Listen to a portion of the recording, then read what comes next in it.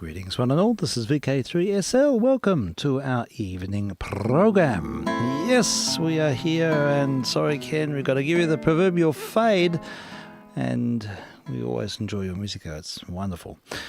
And yeah, here we go. We were just here for a short time. I'm sort of stifling hot in here, it's unbelievable. A lot of thermal mass in this room, so it sort of keeps the heat in, and now it's warmed up, it's not that pleasant. Never the mind, we'll let the music anaesthetise us perhaps. So anyhow, we'll move forward and play a few 78s, and I was going to do a bit of a Schubert program actually, and I'm looking forward to having a listen to the Notturno, the famous Notturno. It's a very beautiful chamber work by Schubert. It's so evocative, it just pulls at the heartstrings, magnificent music. And there's a couple of other trio offerings that Schubert wrote, which also deserve to be listened to. So we'll sort of feature them tonight. And also a few other recordings as well, stuff from the vaults here. And I have in my hand a Supraphon 78, featuring the Philharmonic Orchestra. And it's an intermezzo and waltz from the ballet Sylvia by Delibes. So we'll plonk it onto the turntable, onto the SP10. No cueing required. We just drop the stylus, we advance the fader, and hopefully we'll have a result. Now, if I push the right button, I've got to get everything in sync here. It takes a moment to get all our systems in order, but I think we're ready to go. I think I might just have to give this a nudge. I'm vk3sl, by the way, and we are testing on 160 and on UHF. And still no result. Let me check out what's going on here. I can know. There we go. We're in business.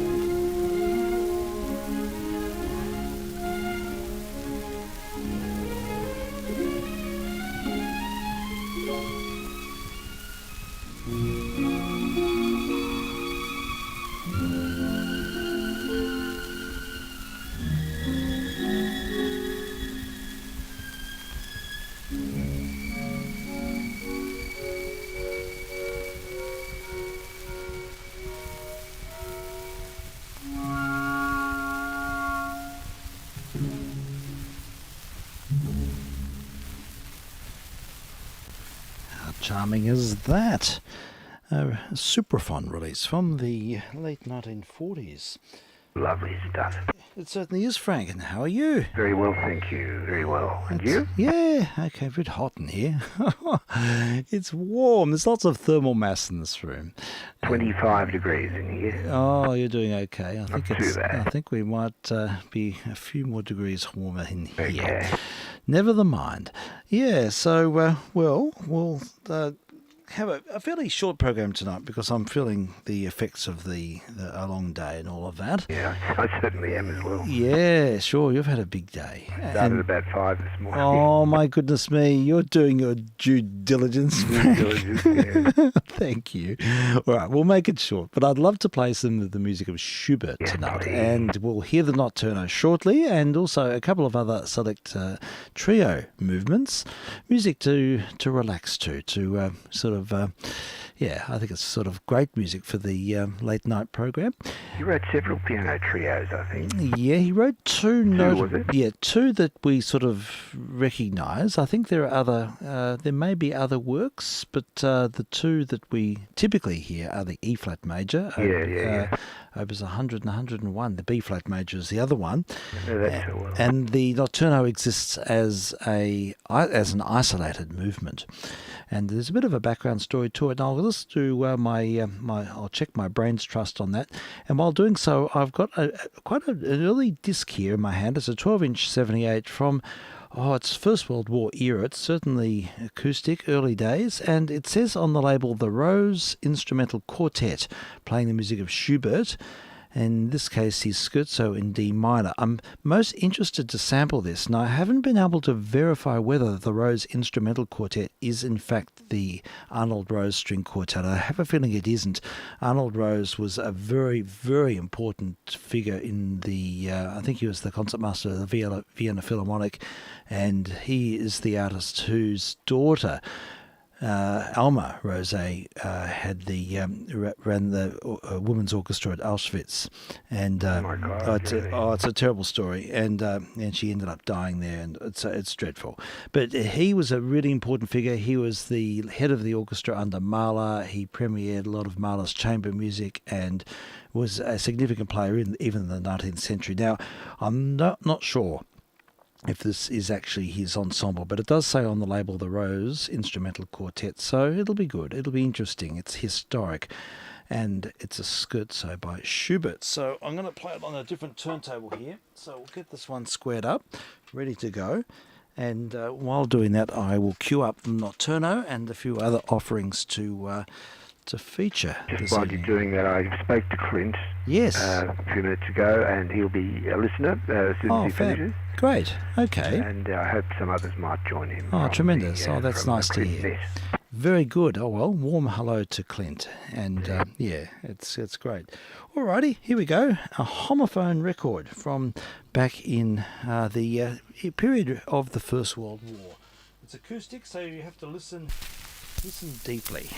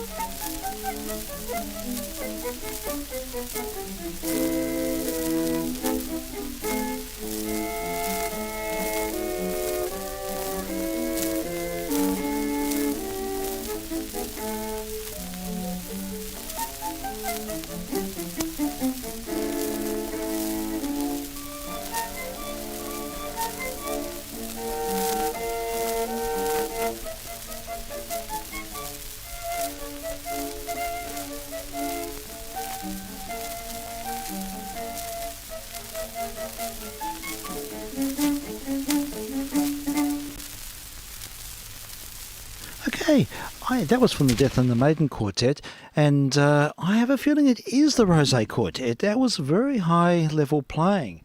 Certainly was. Yeah, it was magnificent. Beautifully crafted musicianship on that record, and I would be, I can hazard a guess that it probably is the famous Arnold Rosé Quartet.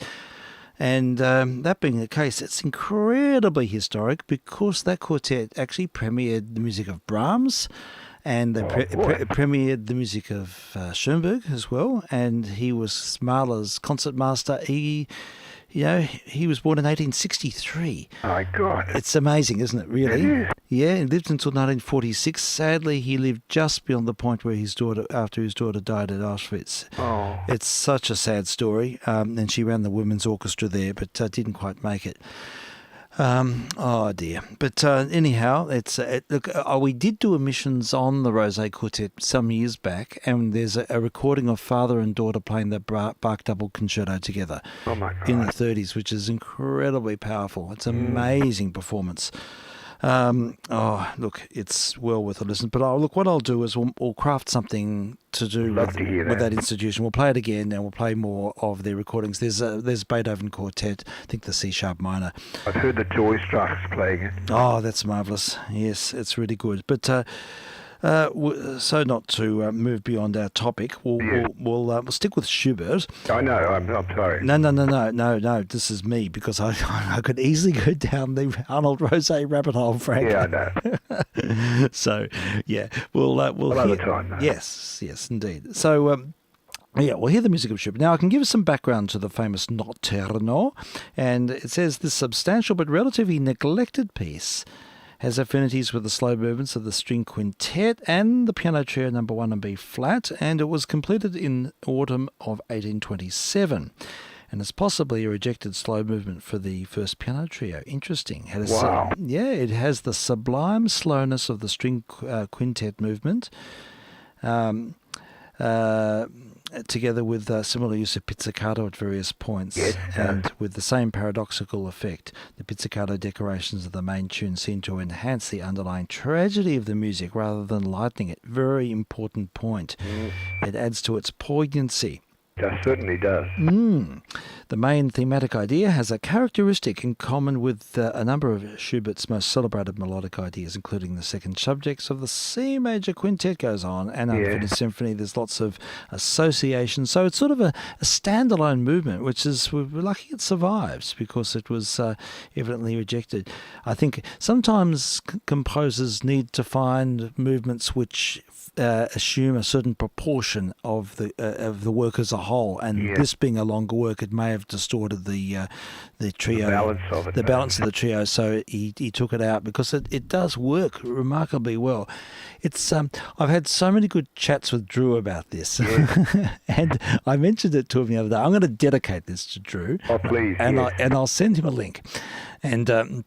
I'm sure he'll enjoy hearing this. It was the most acclaimed thing on our music night. Oh, tremendous. Oh, that's great. Magnificent was the word that was... Yay. Oh, that's really, really good. It's powerful. I mean, that theme comes back in so many permutations, and it all pulls at the heartstrings. It draws you into this beautiful melodic realm, and I just have to say, this is one of my favourite pieces ever. Yeah, me too. All right, so without any further ado, it goes for a little while, so sit back and let's hear the Notturno for piano, violin and violoncello, and this is with Daniel Trinitov, Ilya what's her name? Gringotts, that's right, Ilya Gringotts and Truls Mork. So yeah, star-studded lineup on this performance. I'm vk3sl, Test Missions.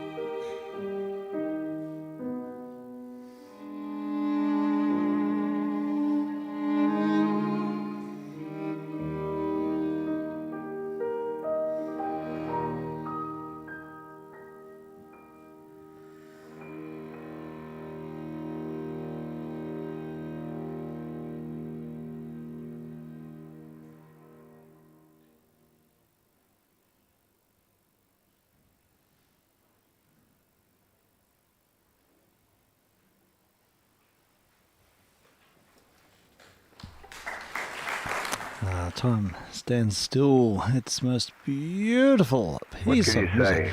What can you say? There's no way to describe it, really. No words. It's just music that just has this wonderful, expansive, I don't know, sense of humanity.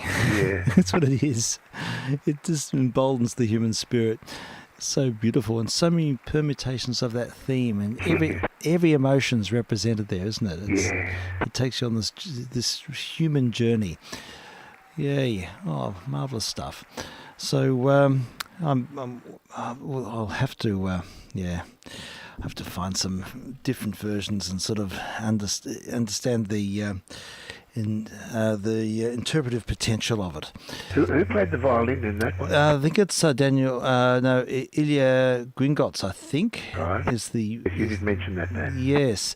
I don't know. But there are numerous versions. There's some versions which are incredibly slow. The Beaux-Arts Trio, this is what I mentioned, different interpretations. There's so many insights into presenting this work. I think it's sort of presented as an adagio. I think that was about the right tempo. I think it works. I think it has pulse. It needs to have an inner pulse. It's got to move. It can't just get dirgy. No, that's right, exactly. No, I think they did it really well. It was marvellous.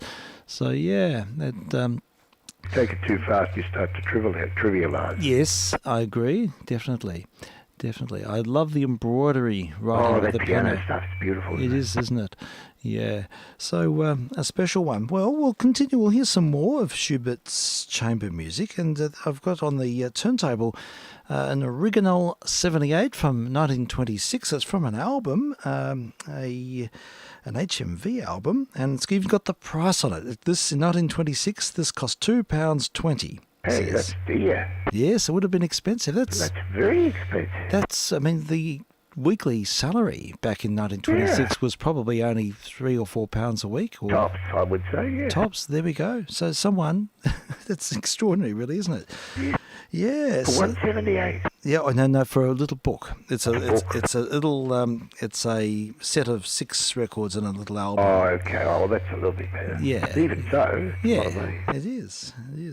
So this is one of my very favourite Schubert recordings. In fact, this is on my funeral list. My family know that when I meet my demise, this record is to be played. I've got to do one of them, I should. Yeah, there's lots of things. I keep changing it, but this is the... Bob Whitlam did one. He had a great big list. Oh, did he? Yeah. Okay. It was all presented in, living colour and everything. Oh, very good. Yeah. And I'd just love to... Well, I mean, it'd be nice to sort of share it when I'm alive, but... Probably, better. I think so. But it's a piece that's very close to my heart. Thibault is the fiddle player on this, Jacques Thibault, and Pablo Casals on the cello, Alfred Cortot, of course, on the piano, is the famous trio. And they'd been playing together for about 30 years. They started to play together around about the turn of the century, so almost 30 years. And they played everything by memory, and they just lived the music. They did a tour every year. It was a part of their concert schedule, was to tour each year, this particular trio. And these players knew each other so well, and there's a connection which I just think is so remarkable. And Tebow occasionally, sometimes he just goes to heaven with his playing. He does something lofty with his violin playing, and it just soars, and it's got this wonderful, expansive, eternal sort of vibe to it. It's incredible, and you hear this in this recording. He really does amazing things. It's so felt. It's so remarkable. So, yeah, one of my very favourite records. So we've got the original on the turntable. It's the middle movement, and interestingly, this is the trio, which is surmised that the nocturno was the original middle movement, and then he supplanted it with the one we're about to hear. Oh, interesting. So yes, this is what that train of thought is. All right, so back to 1926, and we have it on the table. So I just have to quickly cue things up, get it ready to go. And it does require flipping the disc in the middle, so I'm sorry there will be a little dead air while I change the record over halfway through. But that's the way it is with these discs. But anyhow. So this is VK3JR on 2 meters, vk3sl on 160.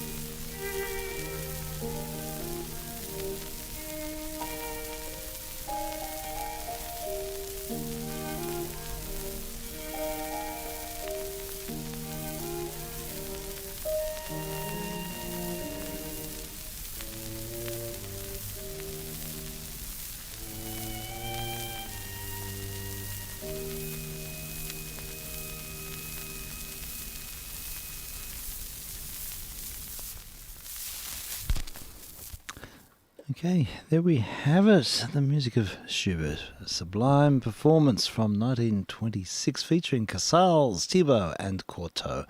Lovely. Yeah, absolutely. Very special. And much better than that in terms of performance. Oh, look, I can't imagine anything better. You couldn't. There wasn't anything.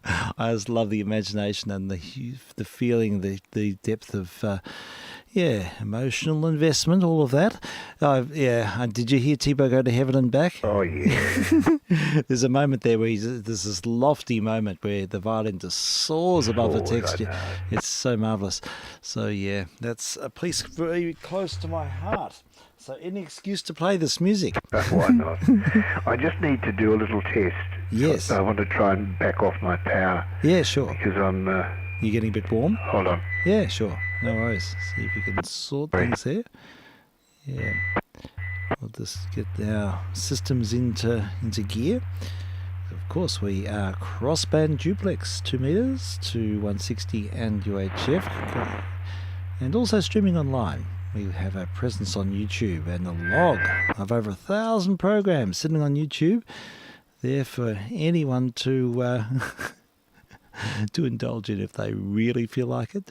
How's that? Is that okay? It's good, yeah. It's fine. I've considerably reduced the power. Okay, it's just the same. It's absolutely fine, Frank.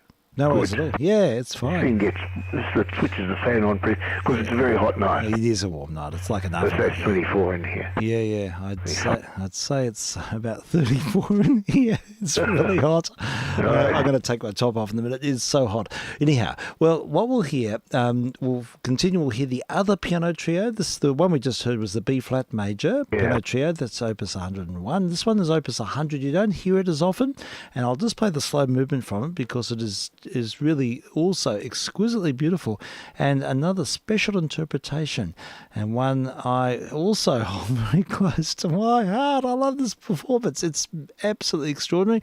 And again, it features Pablo Casals, but the other end of his life. He's in his 80s here and still playing really, really well. And a recording from the Prades Festival in the mid-50s, I think it was. And it also features Eugene Esterman on the piano and Alexander Schneider from the Budapest Quartet. Mr. Schneider plays the fiddle. And, a special feature from one of the Prades festivals. But it's a particularly special performance.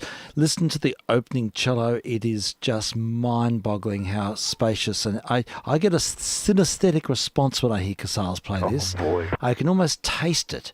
It's his articulation. It's his grain in his sound. It evokes something in my senses. But being a cellist, I suppose... it's got a lot to do with it. But maybe. But yeah, it's particularly special. So have a listen. This is the Andante con moto from Trio number 2 in E-flat by Schubert. And you heard the Andante con moto from the piano trio number 2 in E-flat, Opus 100 by Schubert.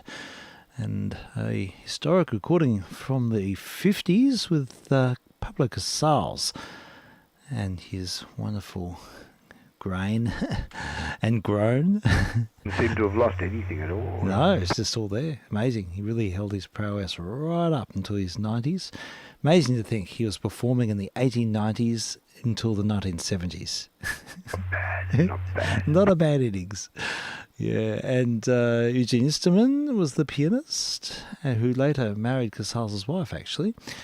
Really? Yeah, and who's the pianist? The violinist Alexander Schneider, who was with the Budapest Quartet. So, a magnificent cast of luminaries there, and I have to say I felt for the pianist. I was thinking of wondering if his hands are going to drop off with all those triplets. There are lots. In fact, it evoked that the Platters song, the Great Pretender, and the cling. Yes, the triplets. Yeah, that's right. I I thought of that then. Coming out of their triplets. Yeah, exactly. And I was thinking I shouldn't be thinking of that, but it's a little passing thought. Connection there. Yeah. Anyhow, so look, we'll come to our final because I am literally cooking. Sweat dripping off me in here, and I need to rest. No doubt about it. Yeah, and you're tired, and but I was keen to present this program. We do dedicate it to Drew because we've had so many good nocturno discussions with Drew over the years, and I know how much he loves that piece, and we do too. All right, so we'll finish with the theme and variations from the Trout Quintet. Oh, lovely. Yeah, this is another famous work by Schubert, I think it was written about 1819, thereabouts, and it was published shortly after his death in the late 1820s. Magnificent work for string quartet and piano and double bass. So, yeah, big forces, big chamber music forces. It's a great ensemble. I've played this before and it's absolute delight. It's a fabulous piece of music and full of everything and everything. It's got all of it. Again, like all of Schubert's music, it embraces the full gamut of the human experience. It takes you on a journey. And the Trout, of course, has its own wonderful allure with its whimsical melody. Yeah. Yay. So we'll line up. We'll have a listen to this. I won't back announce it. This will be our final, and we'll look forward to your company. It'll have to be next week, I think. I will, like Kevin Hines of old, I will say cheerio. Yes, yes. To the listener. To the listener, indeed. Yes. So thanks, folks. Thanks for tuning in. We'll be back. It'll probably be next weekend at this stage. I certainly won't be around tomorrow afternoon. There's a small chance I will be back from the Messiah on Sunday, and I might be able to squeeze in an hour from 6 or something if I'm home. If I am, I'll tune in at 6 o'clock. See if I will. I'll definitely do that. So anyhow, there we go. So thanks again, and we look forward to your company. And next time, and here we go, the Trout Quintet, the theme and variations. Going to listening. And vk3sl saying thank you for listening, and until next time.